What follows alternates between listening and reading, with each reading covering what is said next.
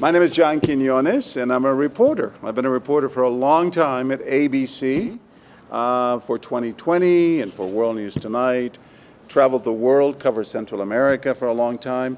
But now I do a TV show. I host and I created a TV show called What Would You Do?, where we put hidden cameras in strange situations and we create a scenario that's disturbing to see how people will react. Will people step in when they see some discrimination or racism or an injustice of any kind? Or will they step away? And who steps in and who steps away? So it's a fun show. It's a hidden camera show on ABC, Friday nights. Okay. Well, the audience is anyone in America. We tackle issues that are really important.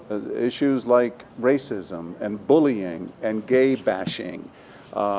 Discrimination against Mexicans, discrimination against Muslims, against Jewish people in this country, and of course African Americans.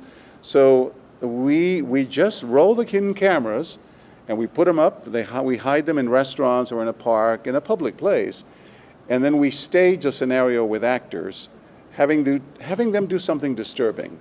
No one else at that restaurant knows that these guys are actors, so they have to decide whether to step in or to step away, to come to the rescue of someone, or just mind their own business.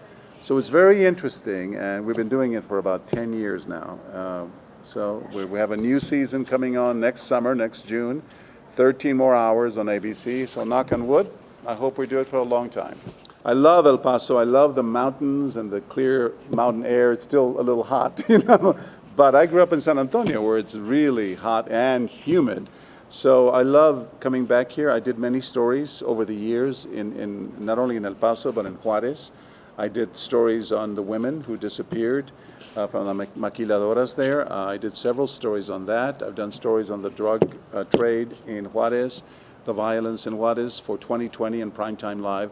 So I've been here many times. I love coming back to Texas because I live in New York, and any chance I get to come back to my roots. And of course, El Paso is very much a part of Texas.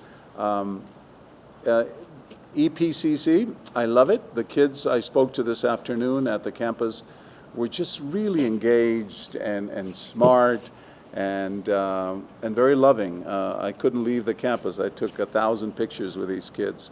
And I delivered a message to them, a little speech for about half an hour about my life, and basically an inspiring, motivational kind of address to remind them that, listen, I grew up in poverty. I didn't speak English when I was 6 years old.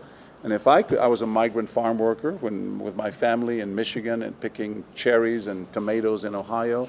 And my message to the students today was, if I can make it, this kid who couldn't speak English, who was a migrant farm worker, if I can make it to network television, then of course they can too, whatever careers they want to pursue.